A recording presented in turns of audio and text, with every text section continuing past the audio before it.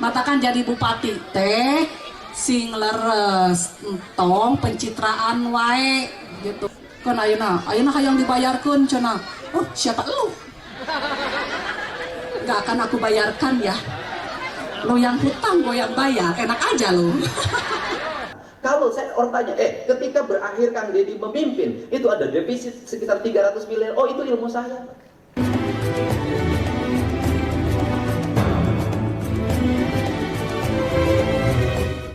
Terus Pak Camat, Pak Kades, tara kantos ngahutang DBH, tara kantos ngahutang siltap, leres teu? Bager teu? Sok telat tara salami abdi bupati.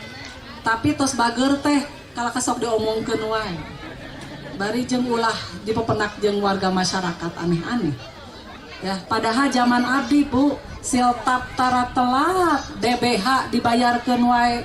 Zaman kapungkur bupatina satajan abdi tapi kan ka ayeuna aya hutang keneh DBH 2 tahun. Hayang dibayarkeun ke bupati ayeuna sia teh teu boga ka era. Ari kitu 2 tahun 1 tahun harusnya mah 3 tahun tapi nu 1 tahun terus dibayarkeun sarku abdi harita da akur keneh harita mah. Ku abdi dibayarkeun 28 miliar da bisi ditagih ku desa. Terus teu Pak Jaya ayeuna 2 tahun deui antepkeun tong dibayarkeun. Kur minta bantuan dewan ayeuna teh saha nu ngahutang saha nu kudu mayar. Matakan jadi bupati teh sing leres entong pencitraan wae gitu kan. Ieu pencitraan wae si curik wae bari jeung heueuh teuing bener teh. 2 tahun Pak Kades DBH zaman bupati baheula 2 tahun teu dibayarkeun. Zaman Ambu Ane mah can pernah DBH teu dibayarkeun leres teu? Kan ayeuna hayang dibayarkeun cenah. Oh siapa lu? Gak akan aku bayarkan ya, lo yang hutang gue yang bayar, enak aja lo.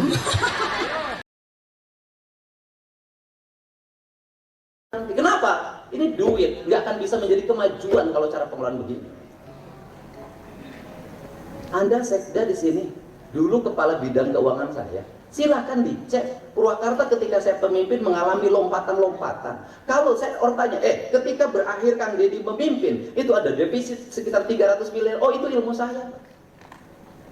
Saya tahu saya tidak akan defisit. Kenapa? Saya tahu bahwa PJ yang mengganti saya tidak akan belanja pembangunan. Di mana-mana ingin cari aman. Yang penting ngabisin dana rutin. Maka saya waktu itu saya duluin, saya bikin pembangunan 3 kali lipat di periode terakhir. Untuk apa? Agar minus. Untuk apa? Agar PJ menggantikan saya tinggal bayar utang karena dia tidak mungkin membangun.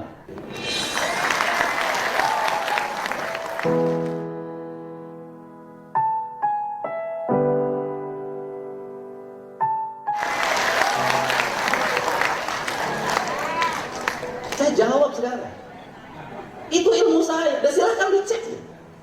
Waktu itu PJ-nya cuma 6 bulan, kalau sekarang kan agak lama.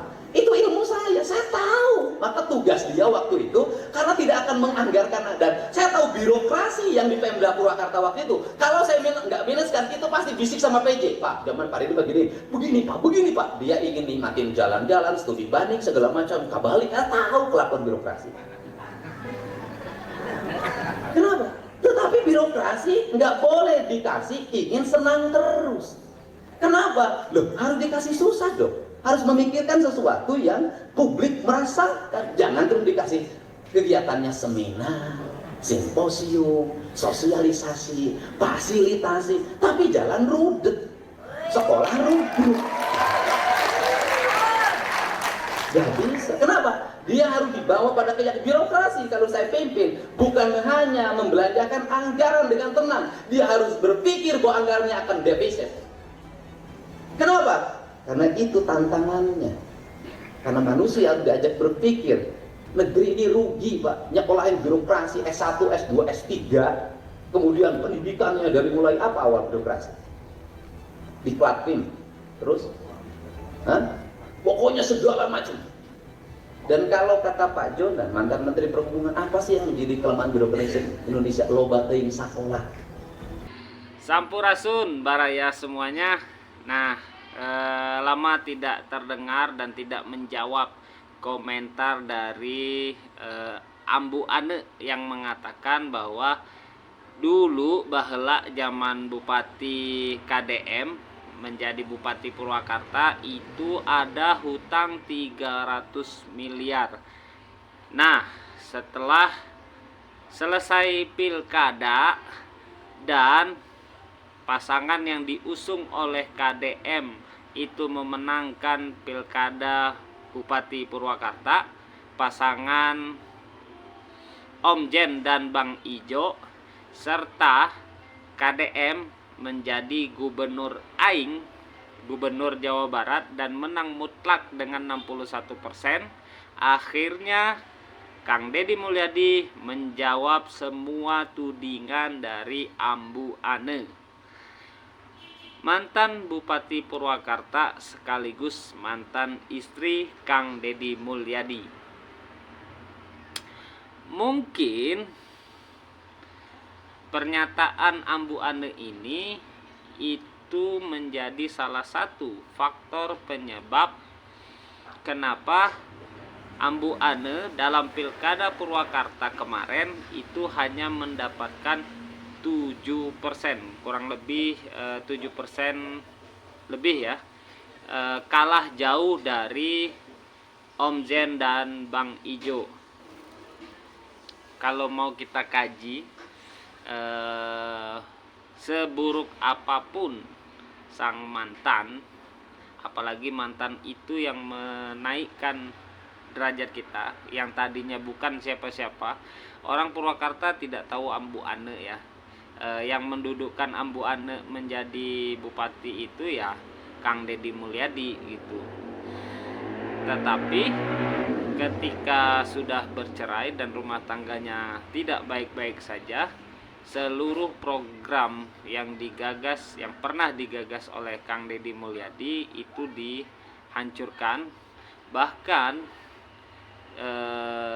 utang yang tadinya utang pembangunan ya, bukan utang pribadi, utang pembangunan yang memang anggaran itu difokuskan Kang Deddy Mulyadi untuk membangun Kabupaten Purwakarta, itu dianggap utang pribadi dan dianggap pencitraan oleh Ambu Ane. Nah, akhirnya Kang Deddy itu membuka apa alasan beliau membuat defisit anggaran di masa akhir jabatannya.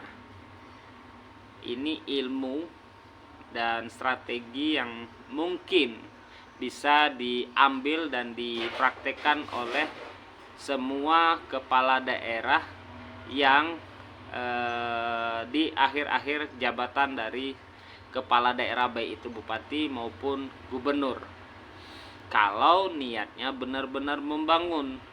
Bahkan banyak juga nih bupati ataupun kepala daerah di akhir masa jabatannya bukan niat membangun, tetapi menggali sebanyak-banyaknya anggaran untuk bekal dia pensiun dan tidak lagi menjabat sebagai bupati. Hatur nuhun, Kang Deddy Mulyadi selalu menjadi inspirasi bagi seluruh masyarakat Indonesia. Salam Baraya Kang Deddy. Mantap.